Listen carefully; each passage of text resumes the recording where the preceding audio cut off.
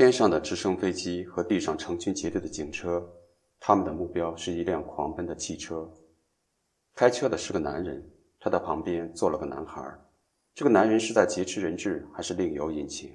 时间回到几天前，深夜，男孩佩里正和妈妈在一起。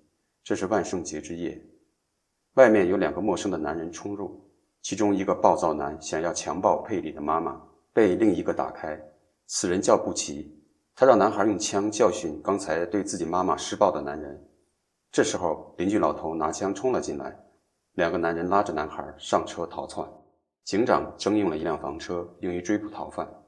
随车的是一个女犯罪心理学家萨莉，还有一个 FBI 探员。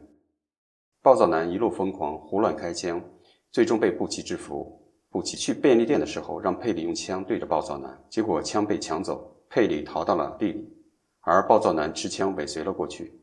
最终，佩里被布奇所救，而暴躁男为此搭上了性命。当佩里担心布奇会杀死自己的时候，布奇向他保证不会，因为他们是好朋友。现在的他们正在一个告别过去、拍往未来的时光机上。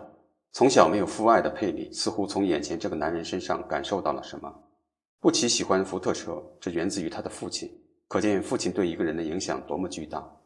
在农场抢了一台福特车后，布奇带着佩里继续上路。随着受害者的报警，更多的警车赶了过来。在那辆被布奇丢弃的汽车后备箱里，警长发现了狱警的尸体。原来此前布奇和暴躁男为了越狱杀死了一个狱警。路上，布奇了解到佩里的爸爸在他很小的时候便离他而去。从佩里敏感的眼神中可以看出他对父爱的渴望。佩奇带着他去买裤子时被警察发现，在摆脱追逐的警察之后，他来到了佩里的面前，让他决定自己是留下来还是跟自己离开。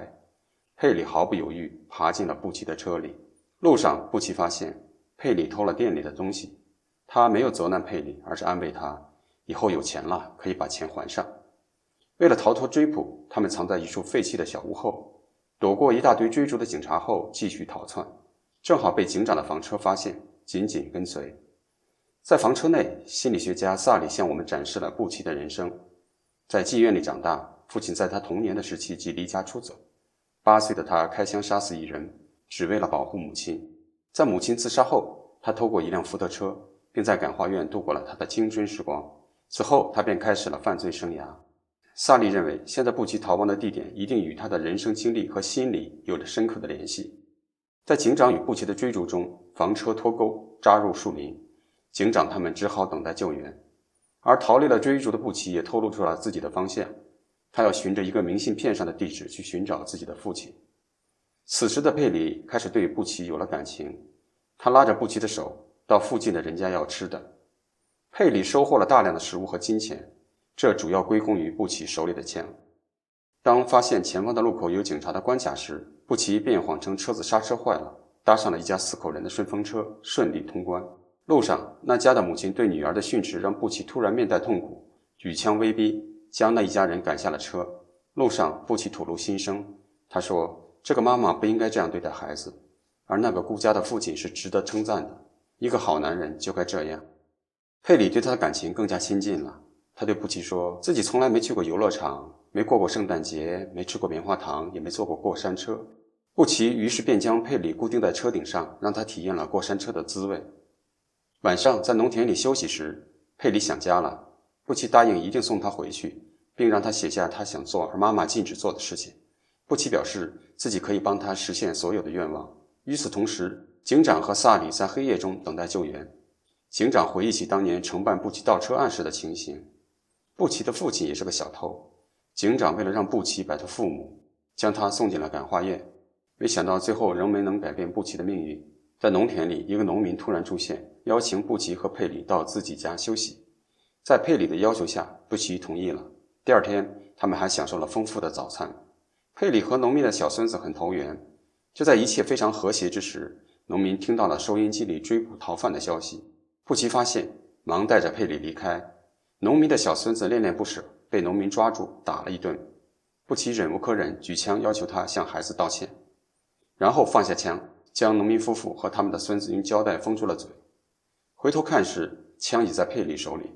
佩里两眼含泪，举枪瞄准了布奇。惊慌之下，手枪走火，击中布奇的腹部。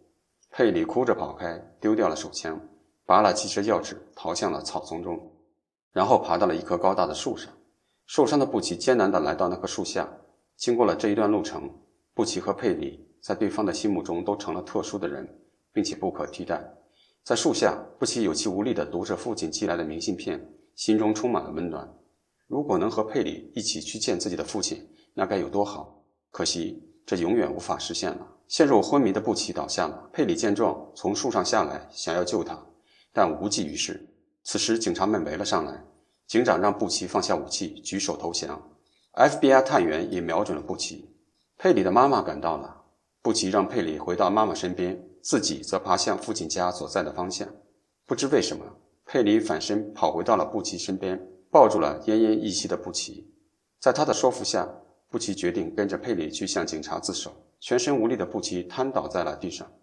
当他掏兜准备把明信片递给佩里的时候， FBI 探员开枪了，布奇倒在了血泊中。被母亲接走的佩里悲伤不已，手里拿着那张沾满鲜血的明信片。完美的世界导演克林特·伊斯特伍德，该片曾获得电影手册1993年最佳年度电影。与中央车站阳光小美女一样，属于典型的寻找和发现的故事。在一个典型的公路电影的叙事框架中，向我们呈现了一个感动人心的故事，一种与我们截然不同的人生。那辆载着布奇和佩里的车就像一个时光机，浓缩了两人生命中最为宝贵的时光。在这个世界上，每个人的人生都是不完美的，完美的世界只存在于我们的梦想。我们每个人都有着不为人知或者无法言说的创痛，这种难言之痛伴随着我们的一生，是我们成长的动因，也是我们之所以成为我们的原因。在人生的道路上，每个人都希望多一点温情的相遇，少一点痛苦的记忆。如果我们的恶能够渐渐消除，我们的爱和善能够最终战胜恶的力量，我们的人生和我们孩子的人生便会变得无比美好。那时候，完美的世界不光会呈现于梦中，也会展现于人间。感谢您的收看，补光说影为您分享好的故事、好的电影，感受不一样的人生。喜欢的话请关注、订阅并点赞，您的鼓励是我前进的动力。我们下期见。